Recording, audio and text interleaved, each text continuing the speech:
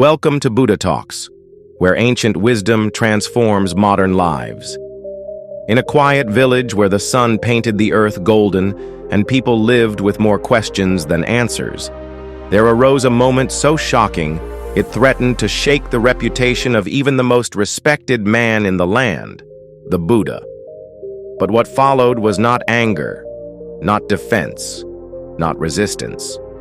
What followed was a masterclass in silence, compassion, and unshakable truth.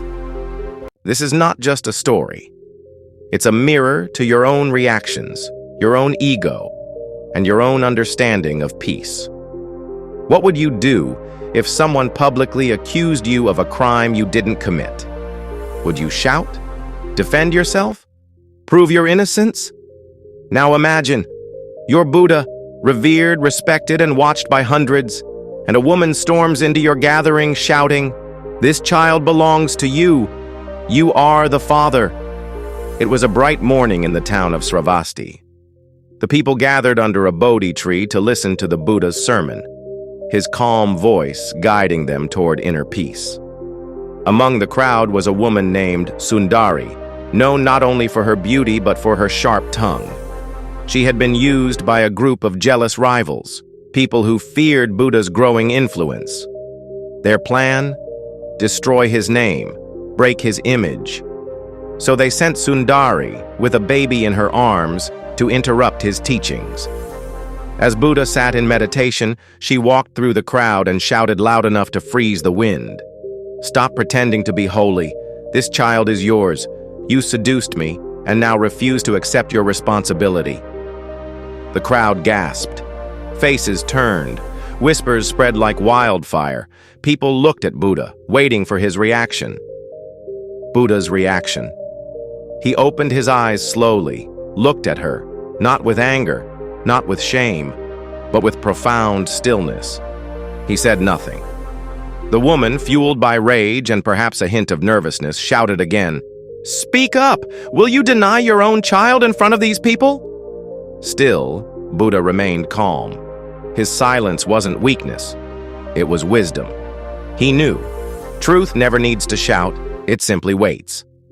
Minutes passed. The crowd's curiosity turned to confusion. Why wasn't he defending himself? Then Buddha finally spoke. "Only two people know the truth, you and I. And eventually the truth has a way of revealing itself. No anger, no blame, just peace."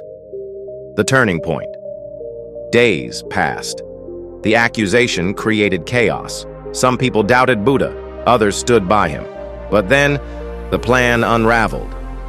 Sundari, overwhelmed by guilt and the weight of her lie, came forward and confessed.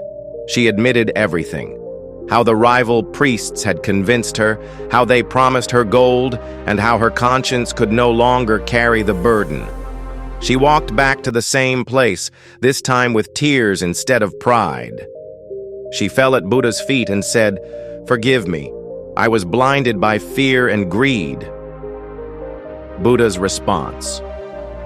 Buddha gently lifted her head and said something unforgettable. "Hatred does not cease by hatred, but only by love.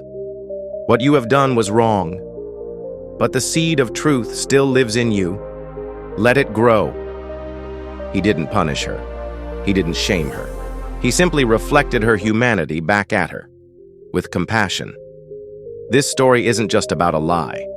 It's about how we react when falsely blamed, when misunderstood, when insulted.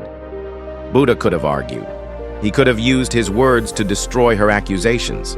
But he knew. The ego wants to fight. The soul wants to be free. And silence is the most powerful answer to lies. In a world where everyone wants to react, Buddha reminds us, you don't have to attend every argument you're invited to. Silence is not weakness. It's wisdom. It's strength. It's peace. Thank you for watching Buddha Talks. If this story touched your heart, please like, comment, share, and subscribe for more timeless wisdom.